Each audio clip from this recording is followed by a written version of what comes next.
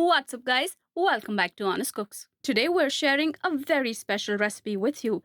Shami Kebab is quite possibly our favorite Indian appetizer. We wanted to add this to our series Lost Recipes of India, but technically it is not a lost recipe. But no matter where we tried it, there was always something missing. So today we're sharing with you a secret family recipe which has been handed down for generations. Let's get started.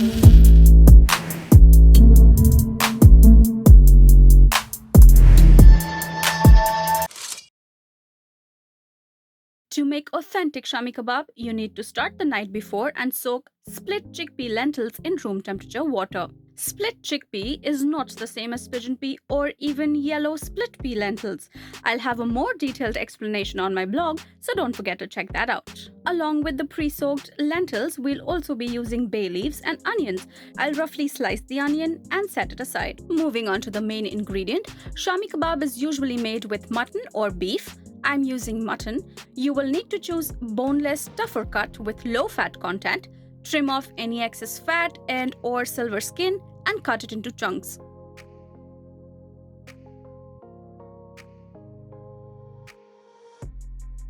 Then we'll be pressure cooking the meat along with the lentils and onions. If you don't have a pressure cooker, use a heavy bottom pot.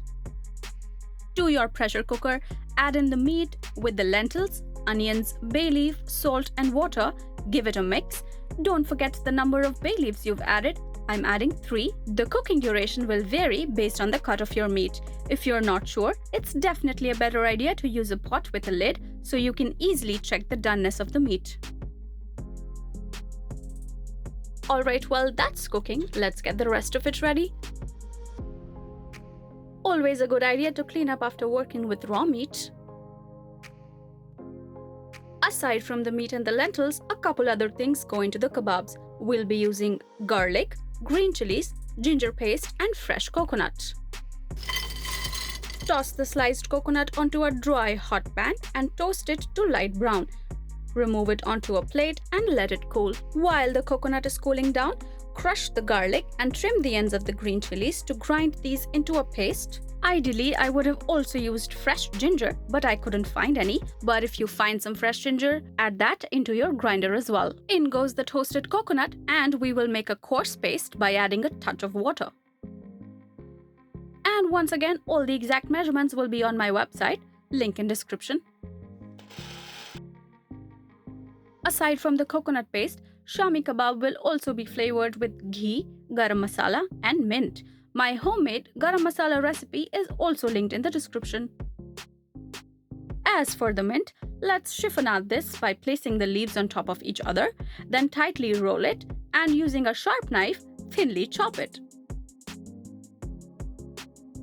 All the other prep is done. While I'm waiting for the pressure to release from the cooker, I looked up some facts about Shami Kebab. Turns out it was probably invented by the royal chefs for Nawab Asafuddollah, the emperor who lost his teeth and challenged his chefs to make him something velvety soft. However, there's a similar story behind Galati Kebab, so I think it's probably just a myth. You know what's not a myth though?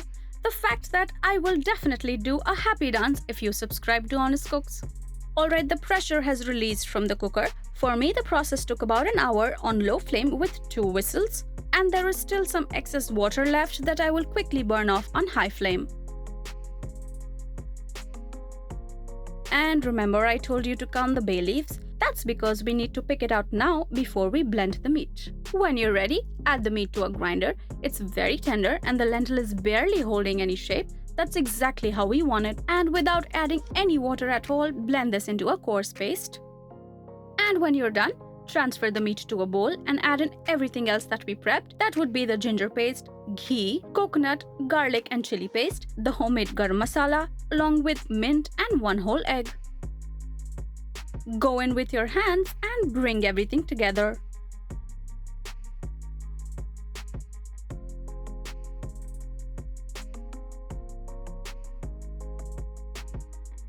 Now to shape these, you will need to apply a little bit of oil to your palms or else the meat will stick to your hands. Grease your palms and take a dollop of the mixture and we'll shape this into round patties.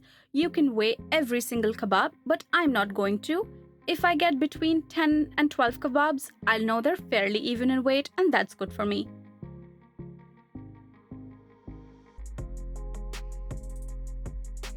Shami kebab is usually either shallow fried or pan fried. Since the meat is cooked already, all you're doing is browning the surface. When the oil is hot, drop these in, 3 to 4 at a time. Do not overcrowd the pan.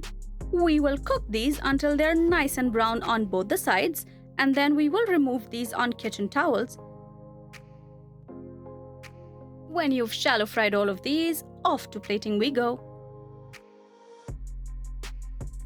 There you go, velvety soft Shami kebab made with secret family recipe. If you try this recipe, remember to check out my blog for detailed written instructions, and you can also share your cooking experience on our subreddit or on Instagram. Thank you so much for watching, and as always, have a lovely day.